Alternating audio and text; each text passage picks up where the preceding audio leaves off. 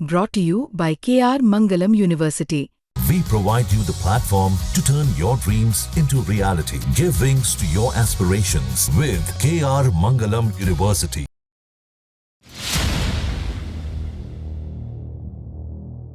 नमस्कार, जय हिंद। स्वागत है आपका भारत तक के खास शो मित्र देश में और मैं हूं आयुष। मित्र देश वो मन जहां भारत की विदेश नीति, मित्रता और इसके साथ ही साथ रणनीतिक रिश्तों की बातचीत की जाती है, लेकिन बिना किसी डर के, बिना किसी पश्चिमी चश्मे के। और दोस्तों, आज का एपिसोड सीधा रूस से आया है, सीधा पुतिन के मुंह से निकला है और सीधा यूरोप की जड़ें हिला देने वाला है, क्योंकि एक बार फिर से रूसी राष्ट्रपति व्लादिमीर पुतिन ने दुनिया को दिखा दिया है कि अब एक ध्रुवी दुनिया की ही नहीं है, बल्कि ब्रिक्स वाली बहुध्रुवी दुनिया की जरूरत है। और सबसे खास बात यह है कि इस दुनिया में सबसे भरोसेमंद साथी कौन है? जवाब है भारत। दरअसल 9 जून 2025 को रूस का ऐतिहासिक शहर सेंट पीटर्सबर्ग और वहां आयोजित हुआ 28वां SPIEF यानी कि Saint Petersburg International Economic forum.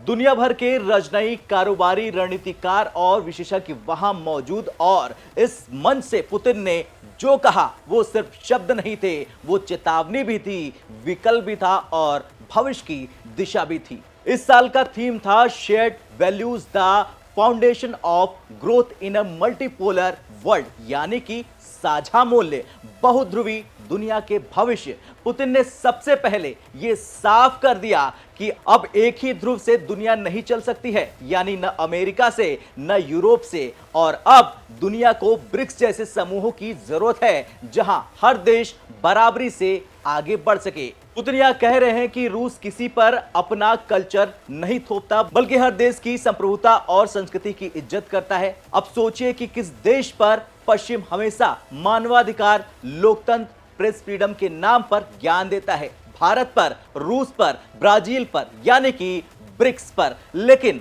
Putin ने संदेश दे दिया और साफ कह दिया कि अब हम ज्ञान नहीं लेंगे, बराबरी की साझेदारी करेंगे। पुतिन के इसी भाषण में सबसे तीखा हमला था इस लाइन में कि free for any form of discrimination, detect and senescence pressure, यानी कि डिटेक्ट यानी कि अमेरिकी दबाव, डिस्क्रिमिनेशन यानी कि पश्चिम का दोगलापन, और सेक्शंस प्रेशर यानी कि रूस, ईरान, भारत, चीन पर आर्थिक मार, यानी सीधे सीधे अमेरिका पर यूरोपीय यूनियन को नीतियों का गुंडा कहा गया।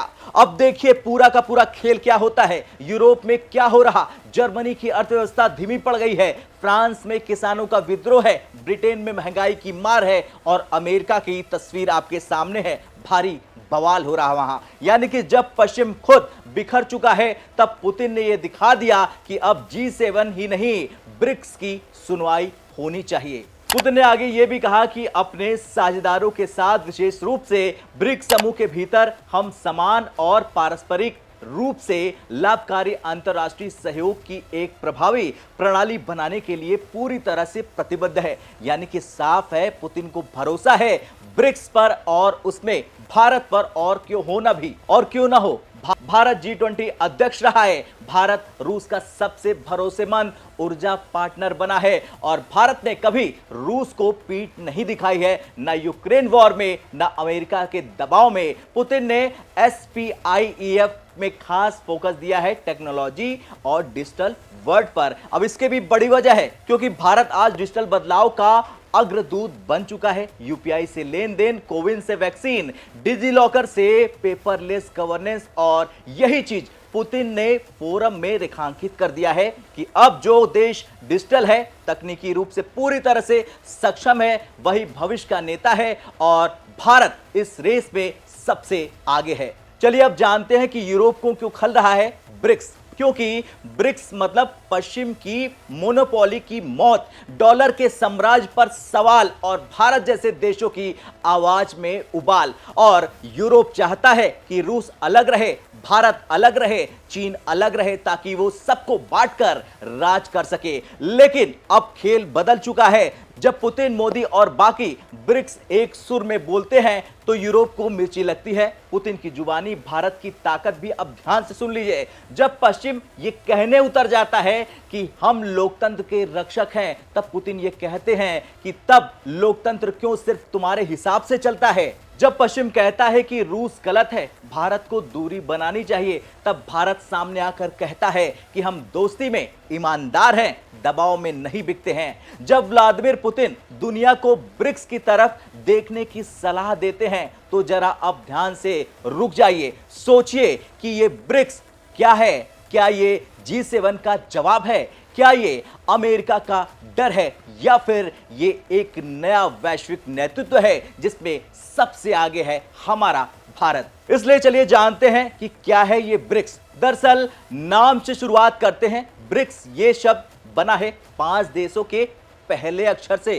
बी का मतलब ब्राजील, आर का मतलब रशिया, आई का मतलब इंडिया और सी का मतलब चाइना, और इसके साथ ही साथ एस का मतलब है साउथ अफ्रीका। ये 5 देश मिलकर बना रहे हैं एक नया विश्व व्यवस्था का स्तंभ, जो पश्चिम के वर्चस्व को संतुलित कर सके। अब आप कहेंगे कि जब हम ये बता ही रहे हैं तो ये भी बता दें कि ब्रिक्स की शुरुआत कैसे हुई। दरअसल साल 2001 में गोल्डमैन के एक अर्थशास्त्री जिम ओ'नील ने एक विचार दिया, ब्राजील, रूस, भारत और चीन भविष्य की आर्थिक महाशक्तियां बनेंगे। इस विचार को 2006 में 4 देशों ने वास्तविक मंच पर रूप दिया। फिर 2010 में दक्षिण अफ्रीका को शामिल कर लिया गया और बन गया ब्रिक्स, एक ऐसा समूह जो न G7 है न नाटो है, लेकिन सबसे बड़ा जनसंख्या और विकास आधारित मंच है। यानी ब्रिक्स सिर्फ एक आर्थिक मंच नहीं है, यह है एक वैकल्पिक विश्व व्यवस्था का प्रस्ताव। ब्रिक्स की प्रमुख विशेषताएं यह है कि बराबरी पर आधारित निर्णय लिया जाता है। यहां कोई बॉस कंट्री नहीं है, विकासशील देशों की आवाज है, ये ग्लोबल साउथ का प्रतिनिधित्व करता है ब्रिक्स। विकास का नया मॉडल का नाम भी ब्रिक्स है, बिना शर्त वाली मदद और फंडिंग का नाम ही ब्रिक्स है। नई वित्तीय संस्थाएं जैसे न्यू डेवलपमेंट बैंक, ये सब ब्रिक्स के आधार पर चलती है। एनडीबी को 2015 में शंघाई में स्थापित किया गया ब्रिक्स के द्वारा। इसका उद्देश्य है विकासशील देशों को सस्ते लोन देना, आईएमएफ और वर्ल्ड बैंक जैसे संस्थानों पर निर्भरता को घटा लेना। सबसे खास बात पश्चिमी शर्तों से आजादी, और आज इस बैंक के सदस्य हैं ब्रिक्स प्लस कई और देश जैसे कि बांग्लादेश, यूएई, मिस्र। ब्रिक्स देशों ने हाल के वर्षों में तेजी से काम करना शुरू कर दिया है। अब करेंसी में व्यापार डॉलर की बजाय रुपया रूबल या युआन रियाल डील्स एक संभावित ब्रिक्स मुद्रा की बात शुरू हो चुकी है। पुतिन और मोदी जैसे नेता साफ संकेत दे चुके हैं कि अब डॉलर के एक छत्र शासन का अंत निकट है। यानी कि ब्रिक्स सिर्फ एक वित्तीय मंच नहीं, इसमें है संयुक्त रिसर्च प्रोग्राम, एआई और साइबर सिक्योरिटी सहयोग, यूनिवर्सिटी नेटवर्क और स्टूडेंट एक्सचेंज, जलवायु परिवर्तन, कृषि और ऊर्जा में साझेदारी। ये G7 का भविष्य केंद्रित समावेशी विकल्प बन चुका है। अब ब्रिक्स प्लस की बात करें तो ब्रिक्स प्लस अब ये केवल 5 देशों तक सीमित नहीं रहा है। साल 2023 जोहान्सबर्ग शिखर सम्मेलन में ब्रिक्स ने और भी देशों को निमंत्रण दिया है, जिसमें शामिल है सऊदी अरब, यूएई, मिस्र, ईरान, इथियोपिया और अर्जेंटीना। हालांकि बाद में शामिल अर्जेंटीना नहीं हुआ। अब यह ब्रिक्स नहीं, एक ब्रिक्स प्लस यूनियन बन रहा है, और यही चीज पश्चिम को सबसे ज्यादा खल रही है। ब्रिक्स में कोई बॉस नहीं है, यहां भारत की भी उतनी ही आवाज है जितनी कि रूस की है, ब्राजील की है या फिर चीन की है। यही चीज ब्रिक्स को भविष्य का संगठन बनाती है। अब जान लेते हैं कि पुतिन क्यों कर रहे हैं ब्रिक्स की तारीफ और कैसे कर रहे हैं। दरअसल SPIEF 2025 में पुतिन की तारीफ यूं ही नहीं थी। उन्होंने कह दिया कि यह समूह डिक्टेटरशिप नहीं, डायलॉग में विश्वास रखता है। यह समूह साझा मूल्य को मानता है, शेयर्ड वैल्यू को मानता है। यह समूह नवाचार और तकनीक को बढ़ाने वाला है, और सबसे बड़ी सबसे खास बात इसमें भारत है, जो रूस का प्राकृतिक और ऐतिहासिक मित्र है। कुल मिलाकर अब तक आपने ये देखा कि कैसे व्लादिमीर पुतिन ने ब्रिक्स की तारीफ की और पश्चिमी देशों को आईना दिखाया। अब जरा सोचिए कि उस ब्रिक्स में भारत की भूमिका क्या है। क्या भारत सिर्फ एक सदस्य है या भारत ही वो मौलिक शक्ति है जो ब्रिक्स को स्थायित्व, संतुलित और सम्मान देती है। दरअसल ब्रिक्स में भारत की सबसे बड़ी ताकत है लोकतंत्र और जनसंख्या का मेल। भारत दुनिया का सबसे बड़ा लोकतंत्र है। भारत ब्रिक्स में सबसे युवा जनसंख्या वाला देश है और भारत तकनीक, उत्पादन और व्यापार में सबसे तेजी से आगे बढ़ रहा है। इसका मतलब है कि ब्रिक्स में भारत लोकतांत्रिक विश्वसनीयता और अर्थशक्ति दोनों का पर्याय है। भारत ब्रिक्स का संस्थापक देश है और साल 2006 से ही इस संगठन की आत्मा बना हुआ है। हर ब्रिक्स शिखर सम्मेलन में भारत ने साझा विकास की वकालत की है, वैश्विक दक्षिण यानी कि ग्लोबल साउथ की आवाज उठाई है, IMF, वर्ल्ड बैंक जैसे मंचों में सुधार की वकालत की है, मांग की है। भारत ने ब्रिक्स को केवल विचारों का मंच नहीं बल्कि क्रियाशील मंच बनाया है। भारत ब्रिक्स के अन्य देशों के साथ तेजी से व्यापार बढ़ा रहा। रूस, चीन, ब्राजील, साउथ अफ्रीका सबके साथ व्यापार लगातार बढ़ रहा है। मुद्रा विनिमय यानी कि करेंसी स्वैप की पहल कर रहा है। बैंकिंग नेटवर्क और फिनटेक प्लेटफॉर्म में नेतृत्व भी भारत कर रहा है। अब आप कहेंगे उदाहरण, तो उदाहरण के लिए भारत रूस से अब रुपया रूबल ट्रेड की बात कर रहा है। भारत और ब्राजील के बीच डिजिटल पेमेंट इंटरफेस की चर्चा चल रही है। इसके साथ ही साथ भारत ब्रिक्स को एक खुला लेकिन संरचित संगठन बनाना चाहता है जहां न तो G7 जैसी पाबंदियां हो, बंद दरवाजे की राजनीति हो और न ही सिर्फ चीन रूस की धुरी हो। भारत की नीति साफ है, ब्रिक्स केवल एक मंच नहीं, ये भारत का विजन है।